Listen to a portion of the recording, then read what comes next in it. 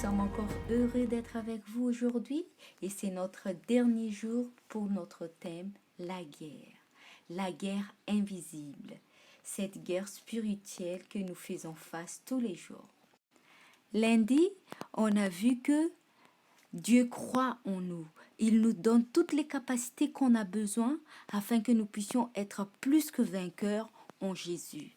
Et mardi, le pasteur nous a donné un autre outil pour qu'on puisse être plus que vainqueurs encore, la prière. La prière est une respiration de l'âme. Passer du temps avec Dieu et prier sans cesse nous aide à être toujours victorieux face à cet combat invisible. Et mercredi, nous avons vu que le péché nous a séparés de Dieu.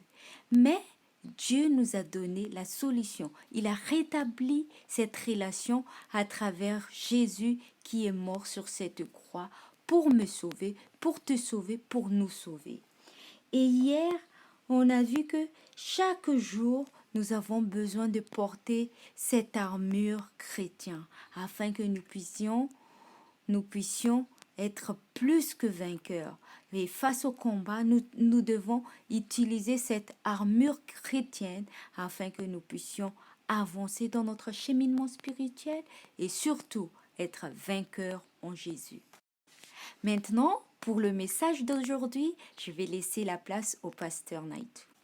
Hier, j'ai parlé avec vous de cette histoire de David et de Goliath. David était dans le combat. David a choisi d'aller combattre Goliath. David a été l'homme qui a vécu un combat. C'était pas l'expérience de Saül contre Goliath, c'était pas l'expérience du peuple d'Israël contre Goliath, mais c'était l'expérience de David contre Goliath. Cette expérience que David a eue, on voit qu'elle a eu un impact sur la vie de Saül, mais aussi la vie du peuple d'Israël.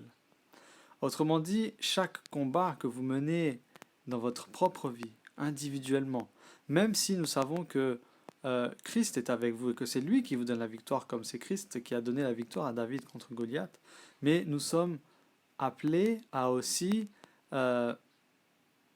prendre part à un combat d'une manière individuelle, en tant qu'homme, en tant qu'humain. Certes, les anges sont là et Christ est là et il nous apporte la victoire, mais chacun d'entre nous, nous avons un combat personnellement à mener, une lutte personnelle à faire face. Ce n'est pas l'Église qui va et qui lutte contre, c'est aussi chacun individuellement dans son environnement, et face à ses défis personnels. Et cela a un impact. Cela peut avoir un impact positif comme aussi un impact négatif. Forcément, si je perds, eh bien ça va. Si David avait perdu, c'était le peuple d'Israël qui devait se soumettre aux Philistins. Mais comme David a gagné contre Goliath, eh bien c'était le peuple d'Israël qui allait avoir cette autorité sur le peuple des Philistins. Donc, lorsque moi aussi, dans ma vie personnelle, j'ai des luttes, j'ai des combats que je mène, j'ai des combats peut-être pour garder une vie de prière à la maison. J'ai un combat, c'est une lutte pour vaincre une certaine mauvaise habitude que j'ai. Mais finalement, lorsque je remporte la victoire sur cela, ce n'est pas simplement moi qui bénéficie de cette victoire, mais aussi ma famille peut-être à la maison. L'atmosphère va changer. Donc cela va impacter aussi les gens qui sont autour de moi. Et c'est pour ça que cela doit nous renforcer dans notre combat, dans notre bataille de chaque jour. Rappelez-vous ce texte dans Deutéronome, le chapitre 28, verset 7. Voici ce qu'il nous est dit. Quand vos ennemis vous attaqueront, le Seigneur vous donnera la victoire sur eux. S'ils arrivent par un seul chemin, ils fuiront devant vous par 7 chemins différents. Et c'est ce qui s'est passé justement pour David. Les Philistins ont voulu attaquer David, ont voulu attaquer en tout cas le peuple d'Israël. Ils ont voulu attaquer Dieu directement.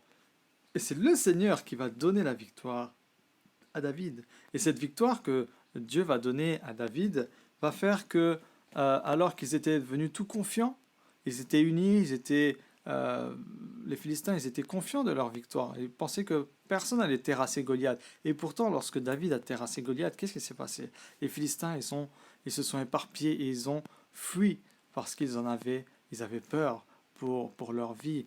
N'oubliez pas une chose essentielle, lorsque vous êtes dans un combat, lorsque vous êtes face à l'ennemi dans cette bataille, vous n'êtes pas seul. Christ est avec vous et les anges sont là et Satan voit cela et ça lui fait peur. C'est pour ça qu'il y a un autre texte dans la parole qui nous dit tenez ferme et résistez, et le diable fuira loin de vous. Le diable ne peut pas sentir la présence de Christ. Satan ne peut pas supporter de voir la splendeur de la puissance des anges de Dieu. Donc soyez confiants et tenez le combat. Ne désespérez pas.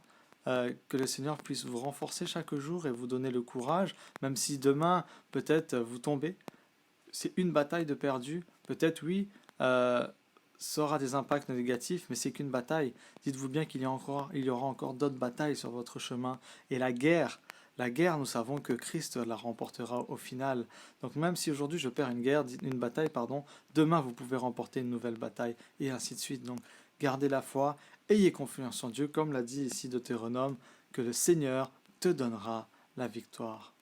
Donc n'oublie pas, les combats que tu mènes aujourd'hui, l'attitude que tu vas avoir dans ces combats d'aujourd'hui auront un impact sur ton avenir, auront un impact sur tes relations avec les uns les autres, auront un impact sur l'atmosphère et l'environnement qui régnera autour de toi. Donc fais les bons choix et laisse-toi transcender par le Tout-Puissant, le Dieu d'Israël, le Dieu de Jacob, le Dieu de David, le Dieu de Josué qui a fait écrouler la muraille de Jéricho. Sois rassuré et confiant qu'il est avec toi et qu'il t'apportera la victoire dans ta vie. Face au combat, on est seul, mais Jésus combattra à notre place afin que nous puissions avoir cette victoire.